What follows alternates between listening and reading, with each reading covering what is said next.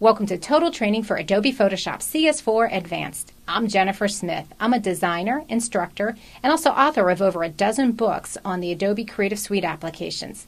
The following lessons are going to take your Photoshop skills to the next level by exploring advanced concepts, most of which include layers and their incredible capabilities.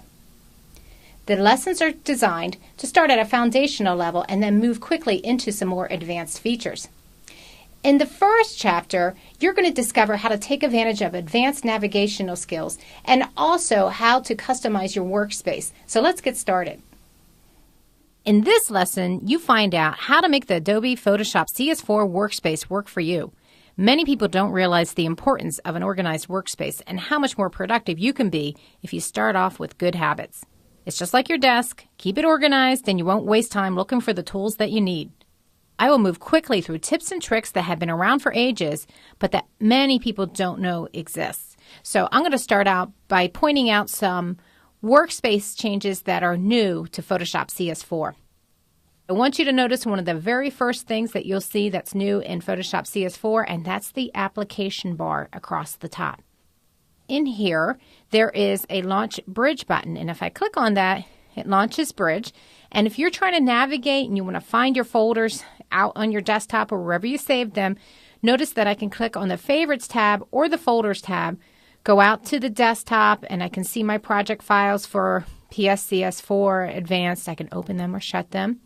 And I'm just navigating into the Chapter 01 folder and then double-clicking on the guitar player. I'm coming up with an embedded profile mismatch. I'm just clicking OK. You may or may not have that. I'll be discussing some color issues later. So I have this handsome gentleman open and I want to start working with him, but I want to explain the workspace at the same time. So like for instance, I can click on the View Extras and show grids and show rulers, show guides. I can change the zoom level. I can use the hand tool, which is the same hand tool here, which won't work if you're at 100% view, but if I press Command++, zoom in a little bit, or Control++, I can now use my hand tool from the application bar. Command or Control 0 will put me back to full view. I've got the zoom tool, and then I've got this new rotate view tool, which confuses some people because it's not really rotating your image. If I click on this tool, and then I click down on the image and reposition it, I am just moving the image around so that I can work on it, retouch it, do some things to this image that perhaps are easier to do on an angle. So like for instance, I might want to add hair to this handsome gentleman to make him a real rock star. And it might just be easier to do on this angle. Now thank gosh for Command and Control Z. Undo that. Now, if I'm back on this tool, I can reset the view easily or even punch in an exact angle rotation if I'd like. I'm going to press Reset. Now, this next Arrange Documents feature is huge, especially in Adobe Photoshop CS4. And the reason for that is that as a default, your windows become tabbed to each other as you open up additional files. So let me give you an example. I'm choosing the Launch Bridge button and clicking on Singer PSD. Okay. Okay, notice it tabbed itself to the other file. I don't know about you, but this drives me crazy. I can untab it by grabbing the tab and moving it down, and then it's floating. But if I take this image and I move it too close to the other image, you'll see a blue line up here, and it retabs itself back in. Now, if this absolutely drives you crazy, you can go under Photoshop Preferences to your interface. This will be under Edit Preferences on the Windows platform, and you can uncheck Open Documents as Tabs.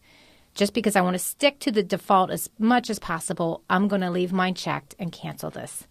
But this is where I can take advantage of the Arrange Documents button up here in the application bar. If I click on this, the drop-down menu recognizes that I have two images open, and I have a choice of viewing these images two up, either horizontally or vertically. If I have three images up, then the three up is not grayed out, and I can choose different arrangements for three images. In this case, I want to see my images side by side, so I simply click on the two up. I now see both of my images. Now notice when I go to the Tools panel, this is something that you might want to change too. It's up to you. But my Tools panel is one long Tools panel now. And if I click on this little double arrow at the top, I can go back to working with the regular 2-column Tools panel. And now I want to select the Move tool. I can simply press the letter V.